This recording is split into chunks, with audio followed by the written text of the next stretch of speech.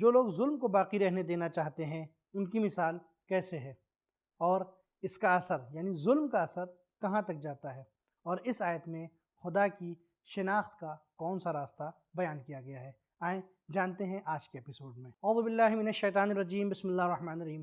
ناظرین السلام علیکم، تفسیر نور کے اس پروگرام میں آپ کو خوش آمدید کہتے ہیں۔ ناظرین، ہم سورہ انعام کی تفسیر کو سن رہے تھے۔ اب تک ہم نے 44 آیتوں کی تفسیر کو مکمل سن لیا ہے۔ آج ہم آیت نمبر 45 اور 46 کی تفسیر کو سنیں گے۔ آیت نمبر 45 کی تفسیر کو جاننے کے لیے آئیں اس کے تلاوت اور ترجمے کو سنتے ہیں۔ كتاب أنزلناه إليك مبارك ليدبروا آياته وليتذكر أولو الألباب بسم الله الرحمن الرحيم فقطع دابر القوم الذين ظلموا والحمد لله رب العالمين۔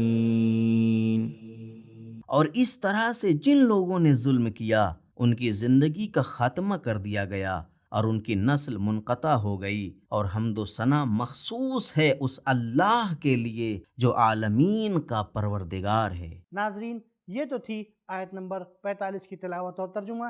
اب دیکھتے ہیں کہ اس کے اندر نکات کون کون سے پائے جاتے ہیں۔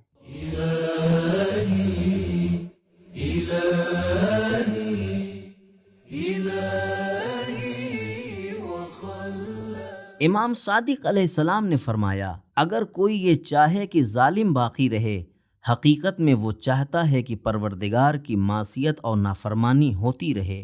اللہ تعالیٰ نے ظالموں کو ہلاک کرنے پر خود کی تعریف کی ہے۔ معنی الاخبار 252۔ ناظرین، آیت نمبر 45 کے نکات کے بعد دیکھتے ہیں کہ اس آیت میں پیغامات کون کون سے پائے جاتے ہیں۔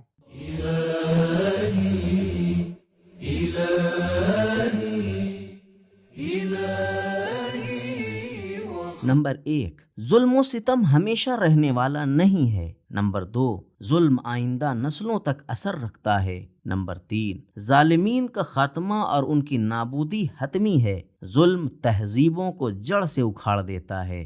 فقطع دابر، جیسا کہ دوسری جگہ پر فرمایا، فہل تری لہم من باقیہ۔ نمبر 4، انبیاء کی وارننگ سے لاپرواہی کرنا بھی انبیاء کے ساتھ ظلم ہے۔ نمبر 5، کبھی بہت زیادہ آرام و آشائش والی زندگی ظلم کی راہ ہموار کرتی ہے۔ نمبر 6، تاریخ میں ایسی بہت سی قومیں گزری ہیں کہ جن کا اب کوئی اثر باقی نہیں رہا۔ نمبر 7، ظالم کا خاتمہ کرنا پسندیدہ کام ہے۔ نمبر 8، ظالموں کی نابودی کے وقت اللہ تعالیٰ کا شکر ادا کرنا چاہیے۔ نمبر 9، ظالموں کی ہلاکت دوسروں کے لیے عبرت و تربیت کا باعث ہے۔ ناظرین، خدا کا لاکھ لاکھ شکر ہے کہ ہم نے 45 آیتوں کی مکمل تفسیر کو سن لیا ہے۔ اب آیت نمبر 46 کی تفسیر کو سننے کے لیے اس کی تلاوت اور ترجمے کو سنتے ہیں۔ قل أرأيتم إن أخذ الله سمعكم وأبصاركم وختم على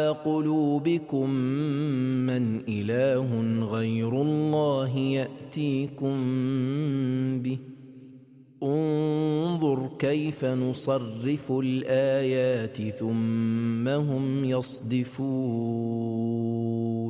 کہہ دو کہ کیا تم نے اس بات پر بھی غور کیا ہے کہ اگر خدا تمہارے کان اور آنکھ تم سے لے لے اور تمہارے دلوں پر مہر لگا دے کہ تم کوئی بات نہ سمجھ سکو، تو خدا کے سوا اور کون ہے جو یہ چیزیں تمہیں دے دے؟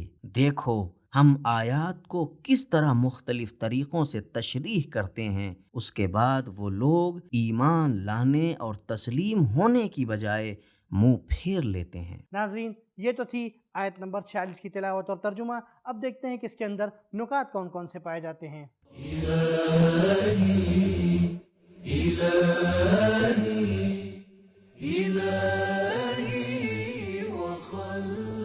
نکات، سورے کی ابتدا سے لے کر یہاں تک تقریباً 10 مرتبہ اللہ تعالیٰ نے مخالفین کو سوال کے ذریعے فکر کرنے کی دعوت دی ہے۔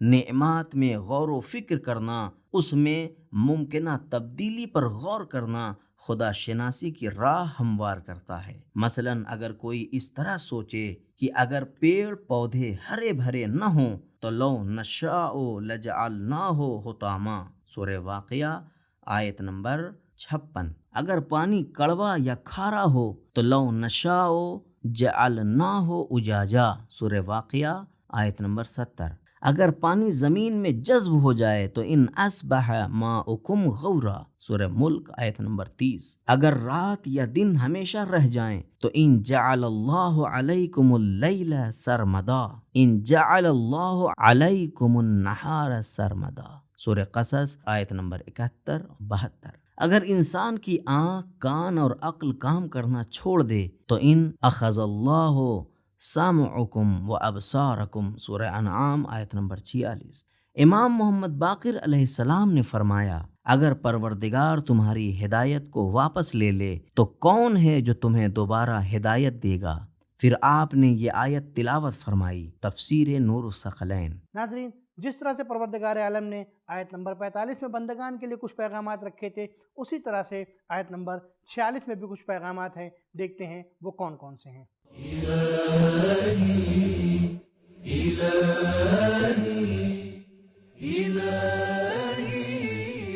نمبر 1، قرآن کی تبلیغی اور تربیتی طریقہ کار میں انسانی ضمیر سے سوال کیا جاتا ہے۔ نمبر 2، اللہ تعالیٰ کے لیے آسان ہے کہ وہ دی ہوئی نعمتوں کو واپس لے لے، لہٰذا ہمیں ہوشیار رہنا چاہیے۔ نمبر 3، تخلیق پروردگار کی طرف سے ہے اور اسی طرح نعمت کا لمحہ بلمحہ کارآمد ہونا بھی۔ نمبر 4، کان، آنکھ اور عقل انسان کے لیے شناخت و پہچان کے ذرائع ہیں اور پروردگار کی اہم ترین نعمتوں میں سے ہیں۔ نمبر 5، خیالی معبود نہ کسی چیز کو پیدا کرنے کی قدرت رکھتے ہیں اور نہ ہی ایسی نعمتوں کو پلٹانے کی طاقت رکھتے ہیں جو انسان سے چھن چکی ہوں۔